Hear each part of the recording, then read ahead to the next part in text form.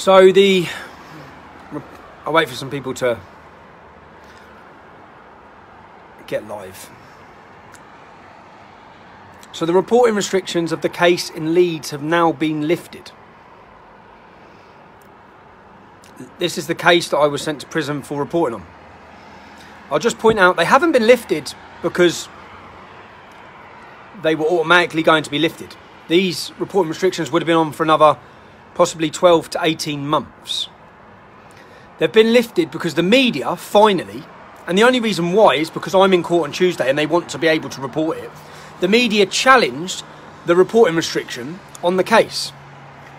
And I've seen some journalists already coming out saying this is the one that we couldn't report on. No, there's no logical reason why you couldn't report on what happened to those young girls. There is a logical reason why you couldn't report on the verdicts, because that could prejudice the next group who were facing trial. I didn't report on the verdicts. I knew the verdicts. Stating the case, that does not cause any prejudice. Now, what I want people... This is the breaking news from this case. The breaking news from this case that was on Friday afternoon when Judge Marson automatically sent me to prison. He allowed the 10 men who have all now been found guilty, who are all now serving, I think, 220 years. He allowed those 10 men to go home. He had heard a full trial of evidence from 15 children that said the horrific and torturous crimes these men committed against them. Judge Marson let those men go home. One of those men, Sajid Hussain, packed his suitcase and is currently in Pakistan, sentenced to 17 years in his absence. So, we've all seen it. The judge, after hearing evidence against these 10 men, after seeing that there was not one witness, not one statement, but 15 children gave statements, the judge made the decision that these men posed no risk to the British public and were not a flight risk. Well, one of them's gone. One of them has escaped justice.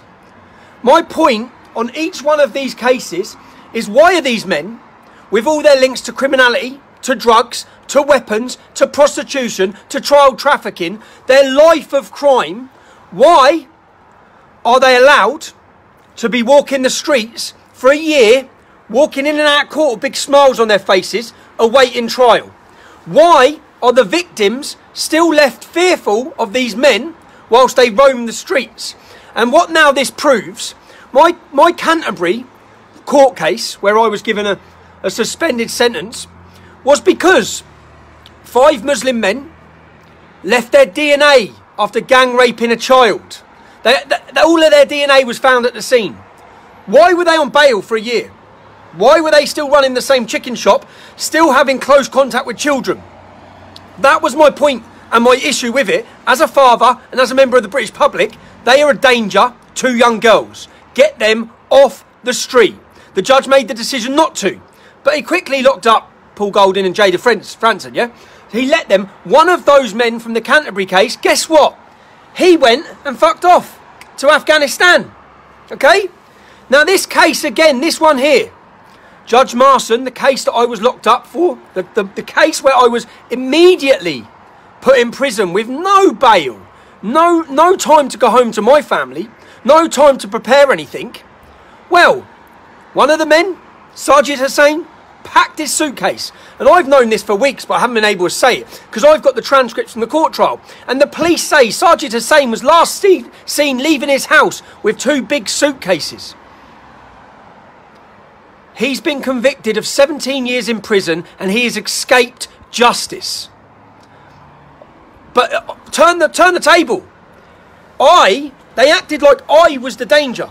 Everyone acted like it. The press, the media, the establishment, the judge.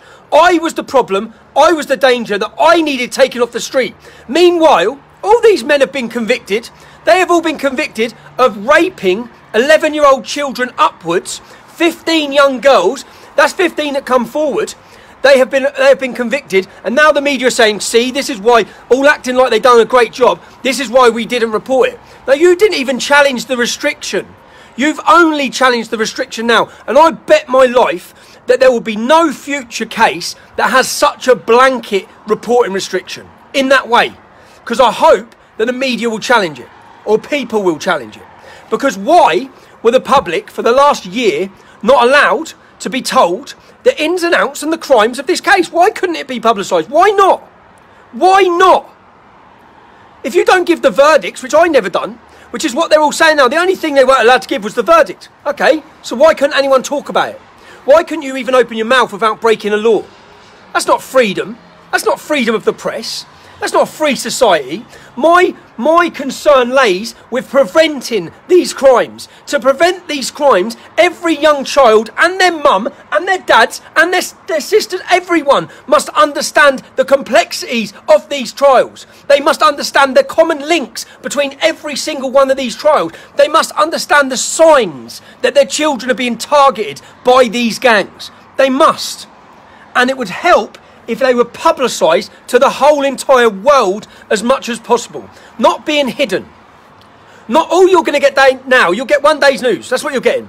You're getting one day's news. Bang. All the newspapers will think, well, we done our job. We reported it. No, you could have reported throughout that trial, if you challenged the reporting restriction, you could have reported the horrific crimes, the racial motives, the religious motives that will come up in all of these trials, the comments they make to these children, all of the telltale signs, how they meet the children, how they groom the children, the signs they play, the way they torture them, the way they manipulate them, the way they separate them from their families. It's a process that happens in every single one of them. And there are telltale signs that you can recognise if this was happening to your daughter at the start of it. When they're all being nice, for the first 6 months they're being nice and they're buying them new TN trainers and they're buying them presents and new mobile phones. All of these signs. But anyway, the reporting restriction has been lifted. And the only reason it's been lifted is because I'm in court on Tuesday. That's it. Nothing else has changed. That's it. It's not like we can't say, well, again, I can't say because there are still certain things people can't say. But that's it. It's been lifted because they want to try me on Tuesday and send me to prison. It's been lifted. Because then they want to be able to report everything about that. But they only challenged it today. Ask yourself why the journalists only challenged this reporting restriction today. Why haven't they challenged it before now? And I see all the journalists jumping up like, oh, look at fucking, we done our job. No, you didn't. No, you didn't. And no, you haven't.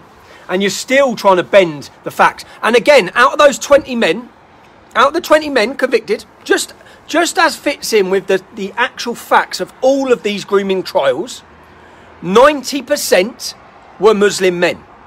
Okay? And again, 20 or 30% were called Muhammad. I'm pretty sure. Go through the list of names yourself. I think there's 2 non-Muslims in the group of 20. Okay? Which is the facts. The facts. This is one of the facts I'm actually being prosecuted by a judge on Tuesday for stating out that fact. Unfortunate fact, but it's a bloody fact. So it winds me up because I think one of these men has gone. Why was he on bail?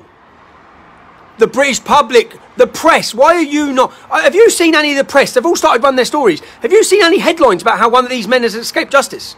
How one of these men who's sentenced to 17 years in prison, on the day that I got remanded from that court, he was allowed to walk out of court, go home, pack his suitcase, after Judge Marson had heard 6 weeks of evidence from 15 victims, not one. It's not like if there was one girl she could be lying. 15 evidence from 15 women.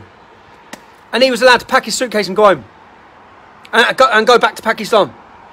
Well done, Judge Marson. Well done.